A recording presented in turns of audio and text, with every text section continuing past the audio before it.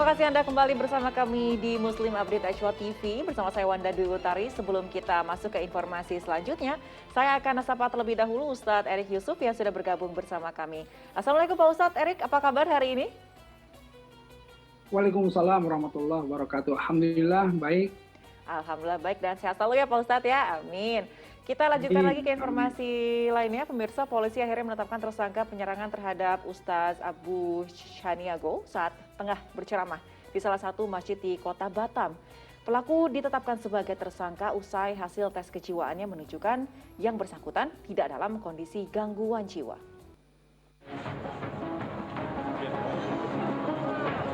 Pria berinisial D ini tak bisa berkutik saat digiring oleh tim Polda Kepulauan Riau usai dirinya ditetapkan sebagai tersangka atas kasus penyerangan terhadap Ustaz Abu Chaniago di salah satu masjid di kota Batam pada 20 September lalu. Sebelumnya, tersangka diduga mengalami gangguan kejiwaan, namun dari hasil tes yang dilakukan, pria tersebut dinyatakan sehat dan tidak memiliki gangguan jiwa. Kepada polisi, tersangka nekat melakukan aksi penyerangan lantaran tidak suka mendengarkan ceramah. Dokter spesialis kejiwaan Rumah Sakit BP Batam menyimpulkan bahwa perilaku pelanggaran hukum yang dilakukan oleh pelaku ini tidak terkait dengan gangguan kejiwaan, sehingga proses terhadap pelaku sudah ditingkatkan menjadi penyidikan.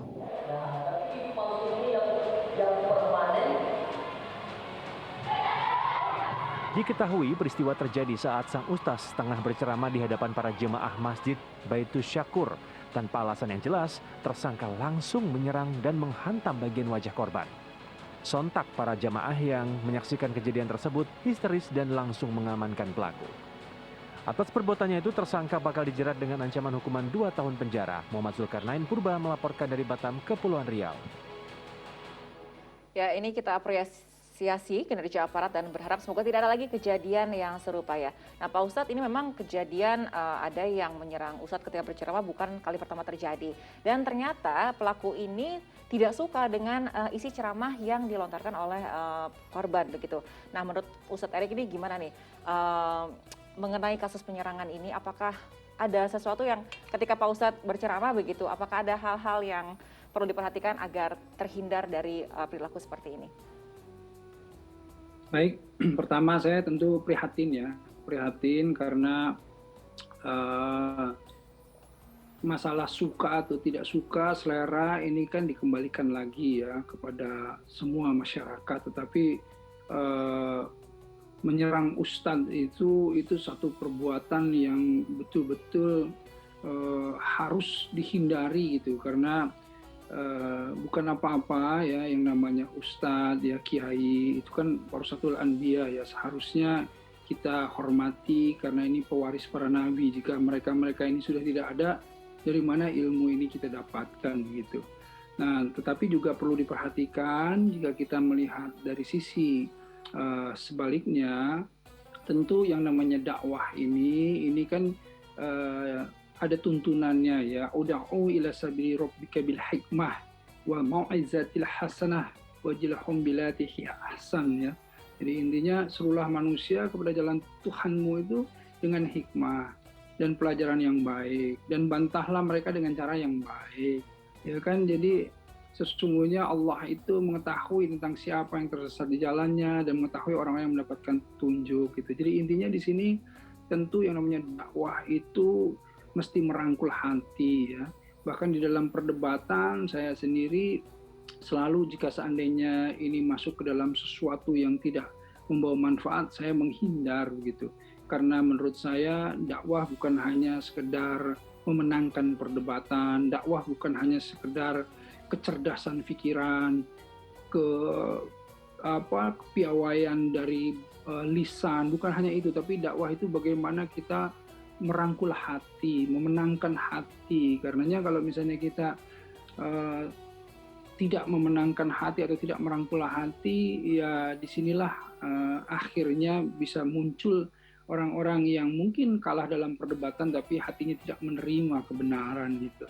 Nah ini yang perlu diperhatikan ya. Namun saya juga prihatin terhadap orang-orang yang kemudian juga sekarang sudah berani gitu ya menyerang ustadz, dan ini perlu perhatian buat kita semuanya, dan tentu apresiasi kepada aparat ya yang sesegera mungkin memperlihatkan apa namanya menegakkan keadilan agar supaya tidak terjadi lagi hal seperti ini di masa yang mendatang.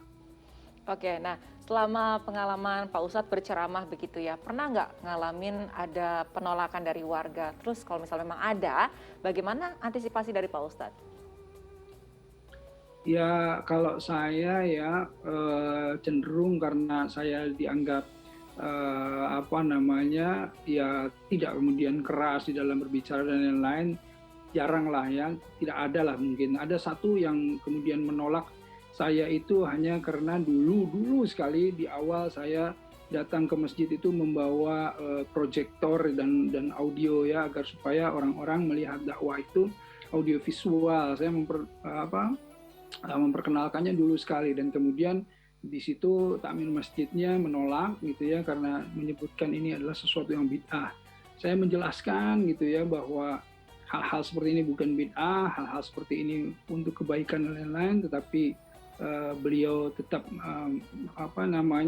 menolaknya, dan akhirnya sudahlah saya tinggalkan saja ya. Saya juga tidak kemudian mengotot atau memaksa itu semuanya, dan mungkin beliau sendiri juga melihat tayangan ini, dan akhirnya di hampir semua masjid sekarang ya itu kita kalau kajian dan lain-lain selalu memakai audio visual. Nah, ini sesuatu yang kemudian saya ingin memberikan pencerahan bahwa masalah teknologi dan lain-lain juga dulu ya, itu kalau kita tidak wawasannya terbuka, kita akan menolak dan lain-lain. Kurang lebih begitulah kalau pengalaman saya. Jadi saya lebih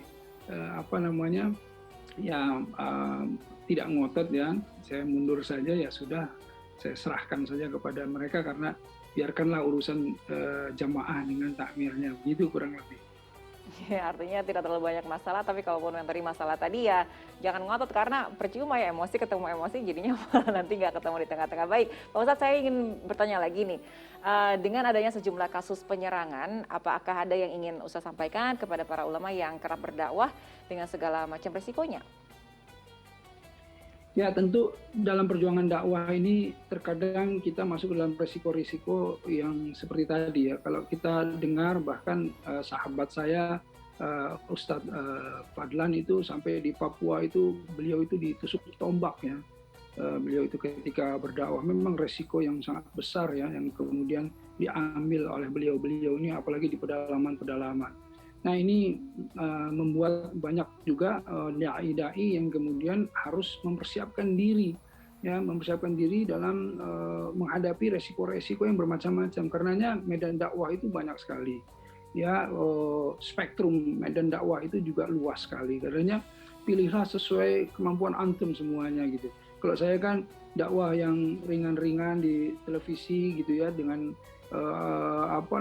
resiko saya hanya AC yang dingin gitu ya, tidak ada lagi sesuatu hal yang lain gitu, yang kemudian berbeda dengan orang-orang yang masuk ke dalam di pedalaman dan lain-lain gitu. Nah, ini kita harus bersiap untuk menghadapi itu semuanya gitu. Dulu juga waktu saya awal dakwah berkeliling kemana-mana, saya juga kemudian menyadari resiko-resiko tersebut ya, di mana ketika menyampaikan sesuatu ada masyarakat yang kurang elok mendengarnya dan lain-lain, ya kita perhalus gitu. Yang penting kita tidak menimbulkan konflik, tidak memprovokasi, tidak menyampaikan sesuatu yang di luar tuntunan gitu. Dan tentu tiba kata Rasulullah Shallallahu Alaihi Wasallam ketika menyampaikannya dengan cara yang baik, dengan tujuan yang baik, niat yang baik, aturan yang baik, insya Allah Allah juga akan menuntun kita kepada keselamatan.